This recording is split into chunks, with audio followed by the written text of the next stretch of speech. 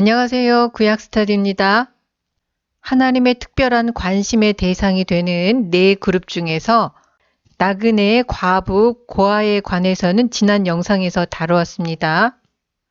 오늘 영상에서는 네 그룹 중 가난한 자에 대한 규정을 다루겠습니다. 출애굽기 22장 25절에서 27절은 부유한 사람들의 착취로부터 가난한 사람들을 보호하려는 목적을 갖고 있습니다. 오경 안에 다른 곳에서 발견되는 유사한 법률들과 마찬가지로 현재의 법률은 가난 때문에 빚을 지게 된 채무자의 최저 생활 수단을 보호하고 인간으로서의 위엄을 지키기 위해서 마련되었습니다. 솔로몬 시대 이전의 이스라엘 사회는 농업 경제를 기반으로 하는 사회로 주로 농부들로 구성되어 있었습니다. 농부들이 소속한 부족 연맹은 상호 협력과 지원의 의무를 동반합니다. 이러한 환경에서 대출은 사업이나 상업적인 목적이 아니라 극도의 가난에 의해서 야기되었을 것입니다. 최저 생활 수준보다 못하게 살아가는 사람들에게 자연재해가 닥치면 그들은 돈이든 곡식이든 빌려야 했을 것입니다. 이런 상황의 사람들에게 이자를 받는 것은 경제적인 이슈가 아니라 도덕적인 이슈였습니다. 극빈자들에게 이자를 받는 것은 동료 이스라엘 사람들에 대한 책임을 회피하는 것이며 다른 사람들의 빈곤을 통해서 이익을 얻는 부도덕한 행위였습니다. 대부분의 경우에 원금 상환은커녕 이자의 지불도 할 수 없는 처지였기 때문에 채무자와 그의 가족이 노예 상태가 될 수 있었습니다. 이자를 취하는 것을 금지하는 이와 같은 법은 고대 근동의 법 중에서 구약 성서가 유일합니다. 고대 메소포타미아의 도시화되고 상업화된 사회에서 대출과 이자는 상식이었고 법과 관습에 의해서 규제되었습니다. 누지 문서에 기록된 대출 계약은 때때로 이자율이 연 50%까지 달했음을 보여줍니다. 결국 고대 근동의 대출 시스템은 빚을 갚지 못한 채무자나 그의 가족을 체포해서 그들의 자유를 박탈하는 법적 제재에 대한 승인으로 끝납니다. 내가 만일 너와 함께한 나의 백성 중 가난한 자에게 돈을 꾸이거든 너는 그에게 채주같이 하지 말며 별일을 받지 말 것이며 가난한 자에게 돈을 꾸이거든 조건적인 형식이지만 2인칭 직접 명령이 사용되었고 절대법적 금지로 마무리됩니다. 나의 백성 중 가난한 자 신명기 23장 20절은 외국인 즉 이스라엘 지역에 일시적으로 거주하는 노크리에게 이자 받는 것은 허용합니다. 마찬가지로 외국인에게 꾸어진 빚은 면제년에도 면제되지 않습니다. 이러한 차이점은 언급된 외국인은 대부분 상업적이고 사업적인 이유로 돈을 빌리는 여행하는 상인들인데다가 그런 사람들에게 돈을 빌려주는 것은 고도의 위험을 감수하는 일이기 때문일 것입니다. 채주같이 하지 말라. 채무자에게 빚을 갚으라고 독촉하여 괴롭히지 말라는 것입니다. 이 법은 현대적 의미의 고리대금, 즉 터무니없거나 불법적인 이자를 다루는 것이 아니라 형제인 이스라엘 사람에 대한 모든 이자를 금지하는 것입니다. 여기서 제기된 문제는 형제에게 이자를 받는 것이 가난한 형제와 이웃에 대한 책임을 회피하는 방법이라는 것입니다. 네가 만일 이웃의 옷을 전당 잡거든 해가 지기 전에 그에게 돌려보내라. 옷에 해당하는 히브리어 쌀마는 몸을 둘러싸는 커다란 천 조각입니다. 가난한 사람들에게는 그 겉옷이 밤의 이불의 역할을 했을 것이며 그들이 가진 유일한 소유였을 수 있습니다. 이웃의 옷을 전당 잡거든 이자의 강제 징수가 금지되는 반면에 대출금 상환 보장을 위해서 담보물을 잡는 것은 허용되었습니다. 신명기 24장 17절은 과부의 옷을 전당 잡는 것을 금지합니다. 더 일반적으로는 한 사람으로부터 근본적인 생필품을 빼앗는 것을 금지합니다. 나아가서 채권자는 채무자의 집 안으로 쳐들어가서 전당물을 가지고 나오면 안 됩니다. 왜냐하면 가난한 자의 위험과 사생활이 침해돼서는 안 되기 때문입니다. 그 몸을 가릴 것이 이뿐이라 이는 그 살에 오신즉 그가 무엇을 입고 자겠느냐? 그가 내게 부르짖으면 내가 들으리니 나는 자비한 자임이니라. 자비한으로 번역된 히브리어 카누는 하나님의 본질적인 속성 중 하나입니다. 가난한 자가 그의 옷을 돌려받는 것은 채권자의 자비가 아니라 하나님이 부여하신 정당한 권리입니다. 가난한 자의 옷을 빼앗는 가혹한 채권자에 대한 가난한 자의 부르짖음은 하나님의 정의를 구하는 청원입니다. 가난한 자는 하나님의 특별한 관심의 대상이기 때문에 그들의 부르짖음에 응답하실 것입니다. 신명기 24장 13절은 이 규정을 반복하면서 다음과 같은 내용을 덧붙입니다.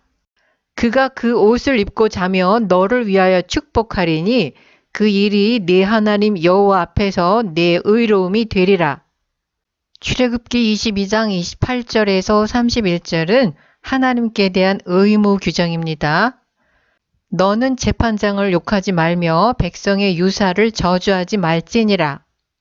우리말 성경이 재판장으로 번역한 히브리어 엘로힘은 원래 하나님을 가리킬 때 사용되는 용어였습니다.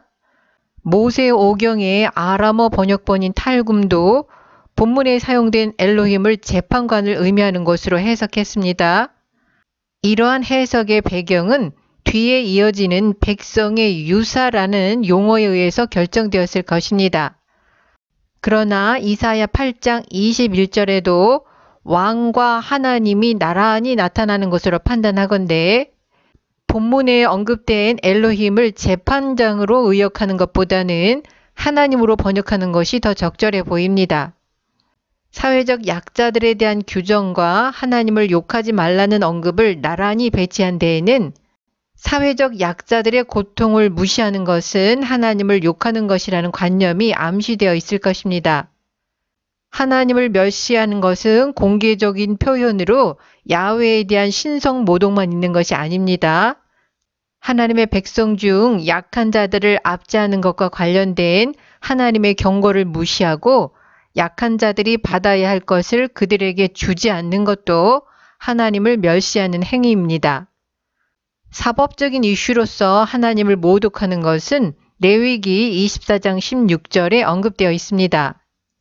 여호와의 이름을 회방하면 그를 반드시 죽일지니 온 회중이 돌로 그를 칠 것이라. 나봇이 그렇게 죽임을 당했습니다.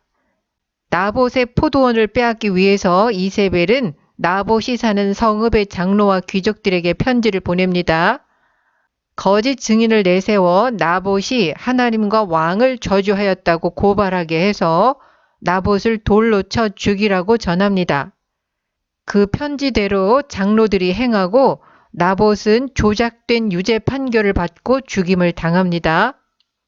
백성의 유사로 번역된 나시라는 히브리어는 왕국 형성 이전에 부족이나 지파의 족장에게 주어진 타이틀이었습니다. 이스라엘 백성의 통치자들은 그들의 권위를 하나님으로부터 받았기 때문에 그들을 저주하는 것은 통치자를 세우신 하나님을 저주하는 것과 같다는 것입니다. 출애굽기 22장 29절에서 30절은 땅의 소산에 처음 난 것, 사람의 처음 난 아들, 가축의 처음 난 것에 대한 규정입니다. 너는 너의 추수한 것과 너의 짜낸 즙을 드리기에 더디게 말지며 너의 처음 난 아들들을 내게 줄지며. 이러한 명령들은 처음 소산이 여호와께 속했음을 의미합니다. 본래 하나님께 속한 것을 하나님께 드리는 일에 더딘 것은 무례한 행동입니다. 드리는 일을 미루는 행위는 드리는 일을 소홀히 하는 행위로 바뀔 것이고 지체될수록 결국 드리지 않을 가능성이 커질 것입니다. 하나님과 바른 관계에 있는 사람들은 하나님께 드리는 일을 가장 우선순위로 여기고 가장 좋은 것을 드리고 싶어 합니다. 또한 첫 열매를 하나님께 드리는 행위는 하나님의 은혜와 선하심을 공개적으로 인정하고 감사하는 것이었습니다. 따라서 하나님께 드리기를 더디게 하는 행위는 헌물로부터 이러한 가치를 박탈합니다. 그러니까 하나님께 헌물을 드릴 뿐만 아니라 헌물은 순서대로 그리고 제때에 드려야 한다는 것입니다. 너의 추수한 것으로 번역된 히브리어 멜레아와 짜낸 즙으로 번역된 히브리어 데마는 의미가 명확하지 않습니다. 멜레아의 문자적인 의미는 충만함입니다. 그리고 많은 학자들은 데마라는 용어는 액체 생산물, 즉 포도주와 기름에 대한 비유적인 사용이라고 생각합니다.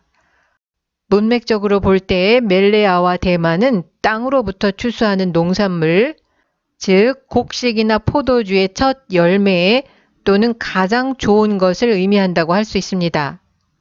출애굽기 23장 19절은 다음과 같이 말하고 있습니다. 처음 익은 열매의 가장 좋은 것. 그러니까 하나님께 드리는 헌물은 찌꺼기를 드려서는 안 된다는 것입니다. 본문의 말씀을 통해서 하나님께서 각 사람이 드리는 헌물을 기억하고 계신다는 것을 알 수 있습니다. 헌물을 드리는 일에 지체하는 행위는 헌물 드리기에 더디게 말라는 하나님 말씀을 정면으로 무시하는 행위입니다. 사람들은 마땅히 하나님께 드려야 할 것을 드리지 않음으로 인해서 그들 자신이 더 많이 가질 수 있다고 생각할 수 있습니다. 그러나 그것은 착각입니다. 왜냐하면 고린도 후서 9장 6절에서 적게 심는 자는 적게 거두고 많이 심는 자는 많이 거둔다고 말하고 있기 때문입니다. 이것은 신약성서의 원리일 뿐만 아니라 구약성서의 원리이기도 합니다. 잠언 3장 9절에서 10절입니다. 내 재물과 내 소산물의 처음 익은 열매로 여호와를 공경하라. 그리하면 내 창고가 가득히 차고 내 즙들에 새 포도즙이 넘치리라. 너의 처음 난 아들들을 내게 줄지며. 이스라엘에서는 사람을 하나님께 제물로 드릴 수 없습니다. 처음 난 아들을 하나님께 드리는 방법은 대속 제물을 바치는 것입니다. 그리고 처음 난 아들을 대신하여 성별된 레위인들도 넓은 의미에서 처음 난 아들을 대신하는 대속 제물입니다. 너의 소와 양도 그 일례로 하되 7일 동안 어미와 함께 있게 하다가 8일 만에 내게 줄지니라. 땅에 첫 소산물을 드릴 때는 지체하지 말아야 합니다. 그러나 동물의 처음 난 것을 드릴 때는 최소한 7일간의 기다림이 요구됩니다. 사람의 경우도 태어난 지 8일 만에 할례를 행하도록 규정하고 있습니다. 이러한 규정들은 새로 태어난 생명은 창조 과정에 상응하는 7일을 채워야 한다는 관념을 반영하는 것으로 이해할 수 있습니다. 또한 동물을 잔인하게 다루는 것을 피하고 생명에 대한 최소한의 예의를 지키도록 하기 위함일 것입니다. 동일한 사상이 새끼와 어미를 같은 날에 도살하는 것을 금지하는 레위기 22장 28절에도 나타나 있습니다. 너희는 내게 거룩한 사람이 될지니 들에서 짐승에게 찢긴 것의 고기를 먹지 말고 개에게 던질지니라. 하나님께 거룩한 사람이 되는 것은 시내산에서 출발한 이스라엘의 이상입니다. 너희가 내게 대하여 제사장 나라가 되며 거룩한 백성이 되리라. 이 목적을 추구하는 과정에서 무엇보다도 오염된 물질과 더럽히는 행동을 피해야 합니다. 왜냐하면 이러한 행위는 하나님과의 관계를 방해하기 때문입니다. 레위기 17장 15절에 의하면 테레파, 찢겨진 것의 고기를 먹는 행위는 사람을 제의적으로 부정하게 만듭니다. 육식 동물에 의해서 찢겨진 동물의 고기는 이중으로 부정합니다. 첫째, 그것을 찢은 육식 동물은 부정한 동물일 것이며 접촉을 통해서 부정함이 찢겨진 고기에 옮겨졌을 것입니다. 둘째, 들에서 짐승에게 찢겨진 것의 고기는 피가 제대로 배출되지 않았을 것입니다. 에스겔은 그러한 고기를 먹는 것으로 더럽혀진다고 암시합니다. 주 여호와여 나는 영혼을 더럽힌 일이 없었나이다. 어려서부터 지금까지 스스로 죽은 것이나 짐승에게 찢긴 것을 먹지 아니하였고 가증한 고기를 입에 넣지 아니하였나이다. 이스라엘의 구별됨은 모든 부정함으로부터 보호하기 위해서 마련된 음식법에 의해서 표시됩니다. 다시 말해 이스라엘의 음식법은 부정한 이방 백성들로부터 이스라엘을 거룩한 백성으로 구별시켜 주는 신학적 정체성의 표지로 작용한다는 것입니다. 음식법들은 먹는 것을 단순한 동물적 행동이 아니라 영적 행위로 승화시키고 신성하게 하는 역할을 합니다. 이스라엘의 거룩한 삶의 훈련은 매일 반복되는 식탁에서부터 시작된다는 것입니다. 레위기 11장에서 15장은 이스라엘의 가정에서 일어나는 먹고 마시고 자고 입는 모든 생활을 중심으로 부정이 무엇인지 설명합니다. 즉, 부정을 멀리하고 정결을 실천해야 하는 자리가 바로 가정이라는 것입니다. 그러나 신약시대에는 구약의 음식법의 기능이 더 이상 문자적으로 적용되지 않습니다. 예수님은 입으로 들어가는 음식은 깨끗하다고 선언하시고 마음에서 나오는 것이 부정하다고 말씀하셨습니다. 그렇기 때문에 우리가 계승해야 할 것은 이스라엘의 음식법의 형식이 아니라 구별된 삶의 표지로 작용했던 음식법의 정신입니다. 오늘 영상은 여기서 마치겠습니다. 시청해 주셔서 감사합니다.